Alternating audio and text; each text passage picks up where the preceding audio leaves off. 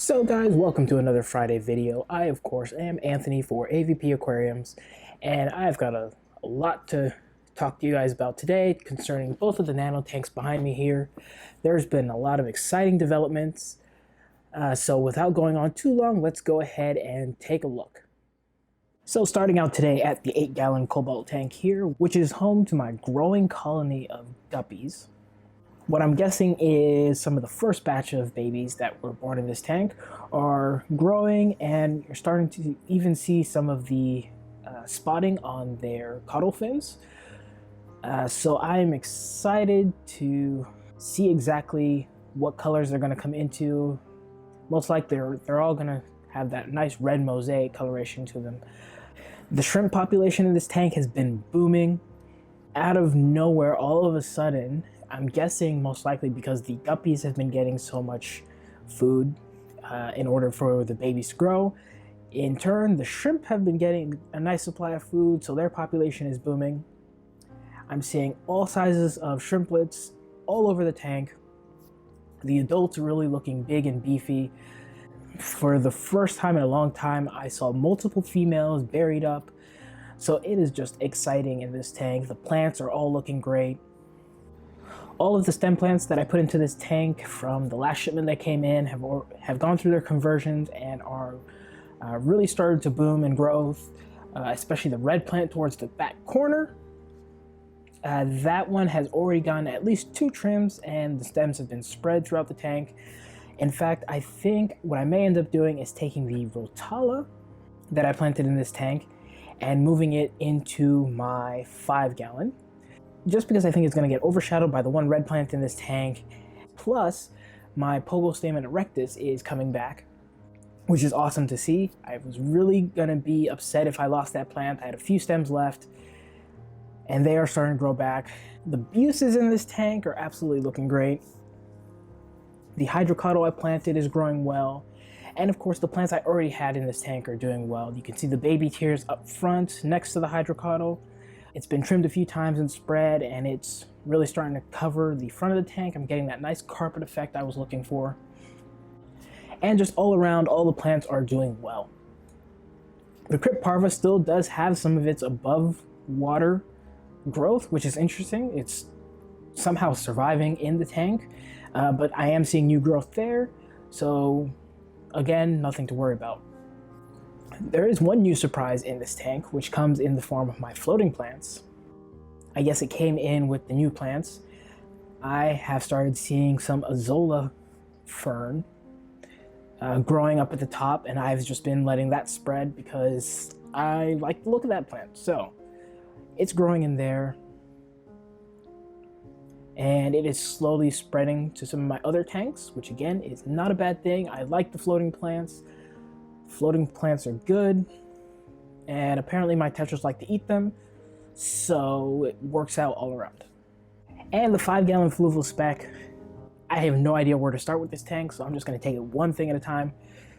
First off, the algae, which was a mix of blackbeard and a little bit of staghorn algae, are completely gone from this tank. And then something I forgot to mention with the 8-gallon tank too, the algae that was in that tank is also pretty much gone, except for a few spots. I've been dosing both these tanks pretty regularly with some liquid fertilizers, mainly the Aquarium Co-op Easy Green and some of the Seachem Iron for my red plants. And I've also been dosing some Easy Carbon in these tanks just to help fight off the algae, which apparently has been working. So the algae is completely gone from this tank. The more surprising thing, at one point a couple of weeks ago, probably more like about 4 or 5 weeks ago, this tank was absolutely overtaken with Hydra. From the looks of it, it was the green species of Hydra. The Hydra is completely gone. My guess is the ghost shrimp took care of it. Because there were snails in the tank beforehand, and they didn't really seem to be doing anything to the Hydra. The swamp darter was previously in this tank. He didn't mind the Hydra, but it wasn't doing anything for it. So the only thing I really added before adding in the new fish, and after the point discovering the Hydra, was the ghost shrimp.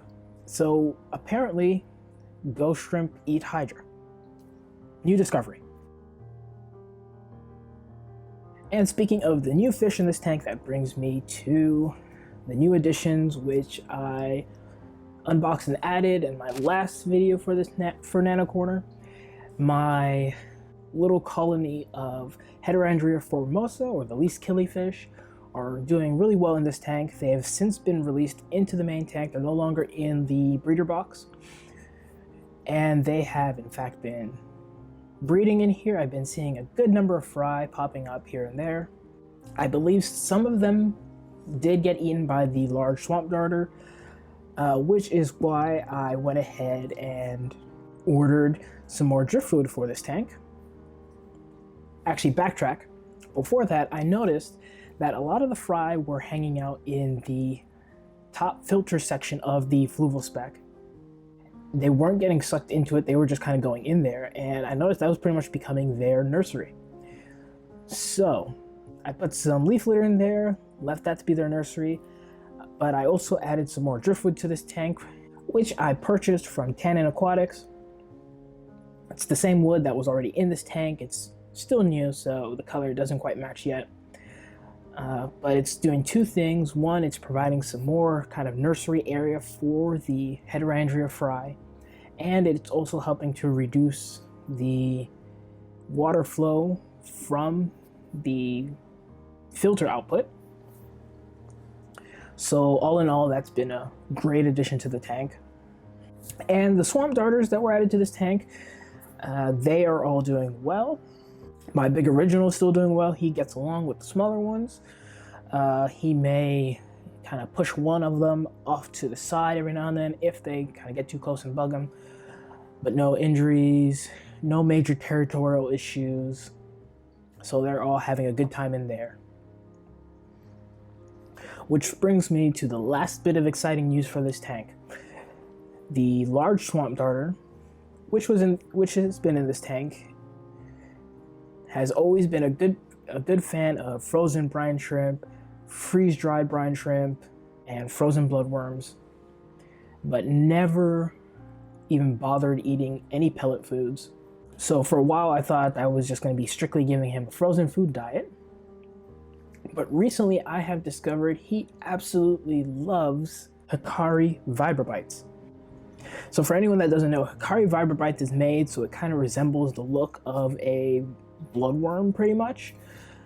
So a lot of fish that tend to be a little finicky sometimes go for it.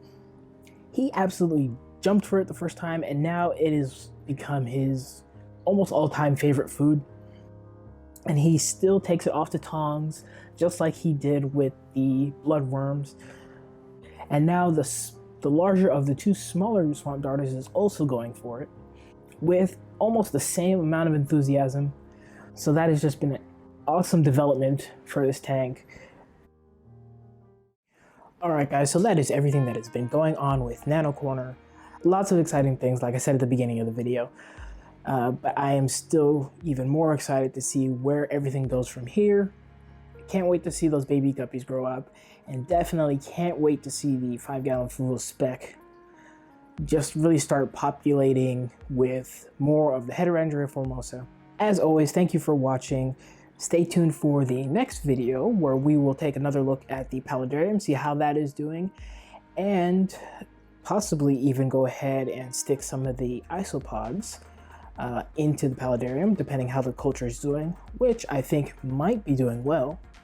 As always, remember to hit that like button, subscribe for more, comment down below with any comments or questions, and I will see you in the next video.